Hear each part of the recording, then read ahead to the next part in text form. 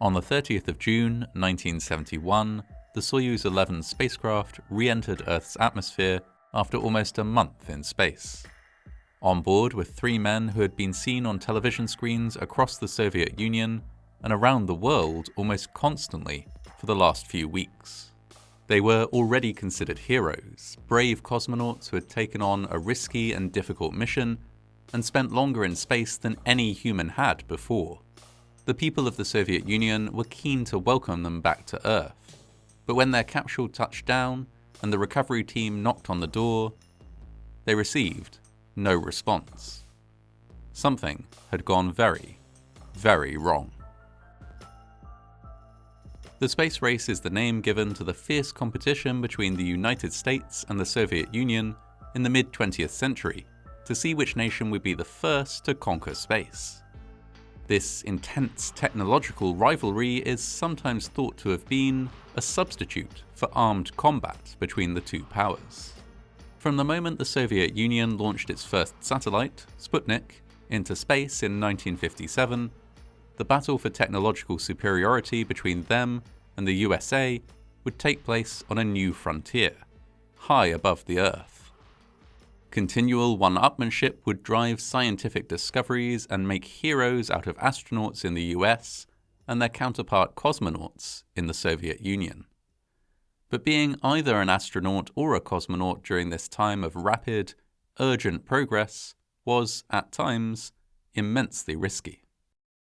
The Soviets took an early lead in the race, following up the successful launch of Sputnik by being the first to send a human into space, Yuri Gagarin, on the Vostok 1 space mission in 1961. As the two sides raced to get the upper hand in the ensuing decade, both suffered fatal tragedies. In 1967, the 3-strong crew of American Apollo 1 were killed in a fire. In the same year, cosmonaut Vladimir Komarov died when the Soviet Soyuz 1 crashed into the ground after re-entry due to a malfunctioning parachute. Despite these disasters, both countries continued to develop their space programs at a breakneck pace. The following year, 1968, saw American Apollo 7 carry out a flawless mission to test out the Apollo Command and Service module. This great success was followed by an even bigger one the next year when, with the Apollo 11 mission, the United States became the first nation to put men on the moon. The Soviet response in 1971 was to launch the first ever space station, Salyut-1. The Salyut program went extremely well. Indeed, the final module launched as part of it remains in orbit to this day, as a crucial part of the International Space Station. However, like all spaceflight programs, this one was not without problems and setbacks. The first of these came immediately after the initial launch, while ground crews were still celebrating the success of Salyut-1. The cover on Salyut-1's telescope, it emerged, had not detached properly, dramatically decreasing the range of work that could be done on board the new space station. New, different objectives were hastily conceived instead.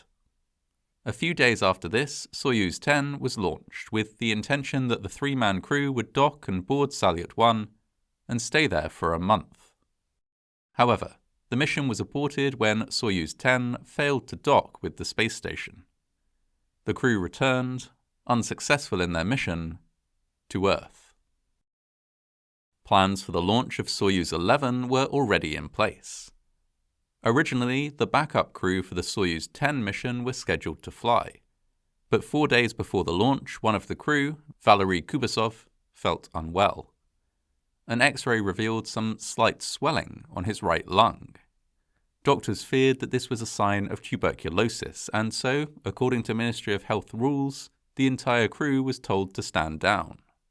It turned out that the swelling was due only to an allergic reaction, rather than tuberculosis. This unfortunate misdiagnosis would inadvertently save the lives of 3 crewmen and consign their replacements to death. The replacement Soyuz 11 crew were to be Georgy Dobrovolsky, Vladislav Volkov, and Viktor Patsayev. They were launched on the 6th of June 1971 from a facility in Soviet Kazakhstan.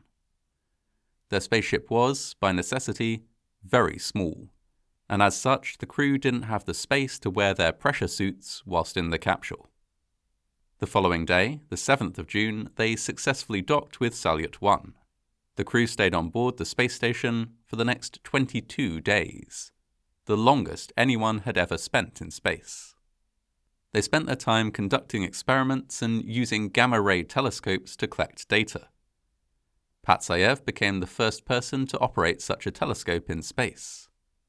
They studied the weather on Earth, maintained plants, including Chinese cabbage and onions, experimented on tadpoles, algae, and flies, and conducted cardiovascular tests on themselves. Much of this work was groundbreaking, and it was done in a very public fashion too. For the first time, the general public were kept up to date with the progress of a space mission, with the crew even featuring in a television broadcast while orbiting Earth. Not everything went smoothly, of course. The grueling, monotonous shifts, which were designed to maximize their time on the ship, with one crew member awake at all times, caused tension. The three men had had only days to adjust to the fact that they would actually be going on the mission. Only one of them, Volkov, had experienced spaceflight before. Now they were spending more time in space than any person in history ever had. Mission doctors were, understandably, concerned about their mental health.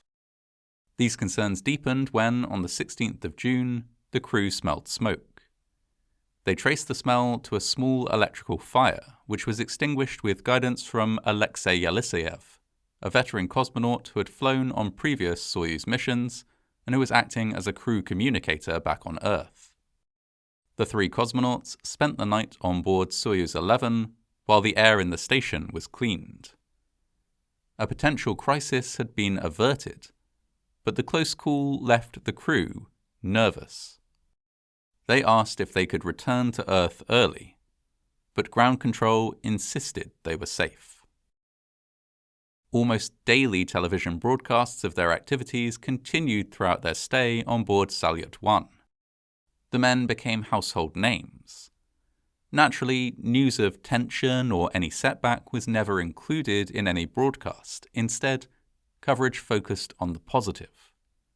For example, on the 19th of June, Patsayev celebrated his 38th birthday, the first person ever to celebrate a birthday in space. A few days later, the crew began to prepare for their return to Earth. By the 29th of June, the crew had packed up their payload of film and scientific samples and were ready to go home.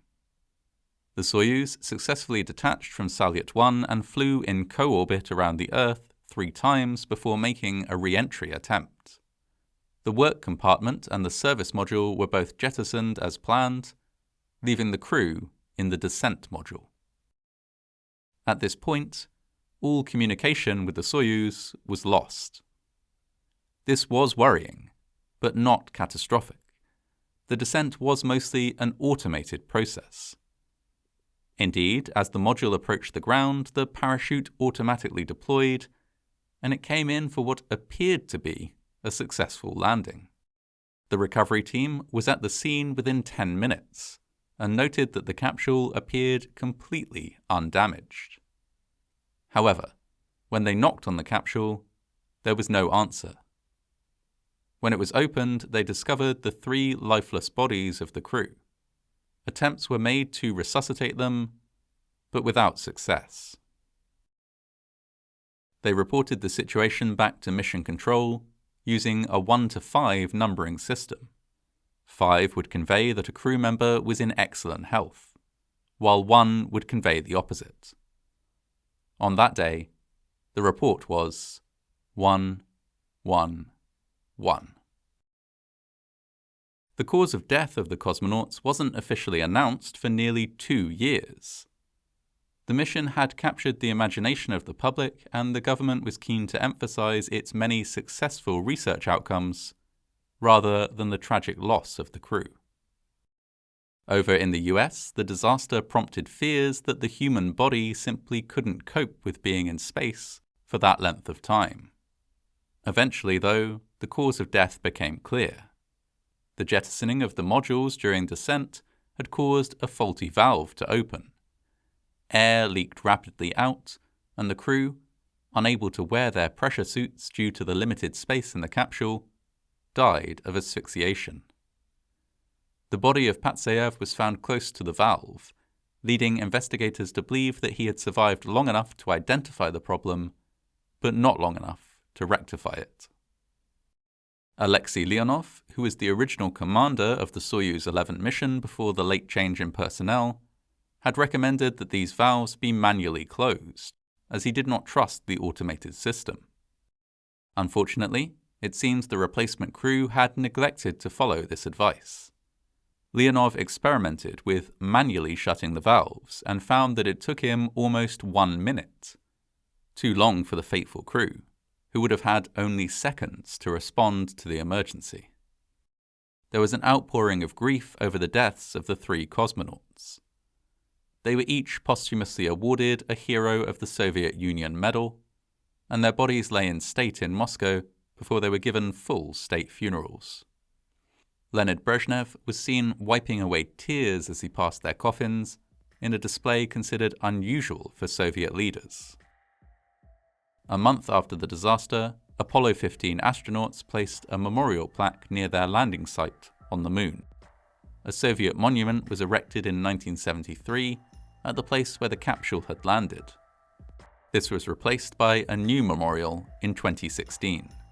Craters on the Moon have been named after each of the 3 men. In addition to this, many lessons were learned from the disaster. All future Soyuz were built with sturdier valves that had quick-action chokes for use in the event of an air leak. Now, crews routinely wear pressure suits during launches and landings. Every space launch since Soyuz 11 has been made safer thanks to the knowledge gained in the aftermath of this tragedy. In part thanks to these advances, the 3 cosmonauts lost during the return of Soyuz 11 remain the only 3 people to have ever died outside of the Earth's atmosphere.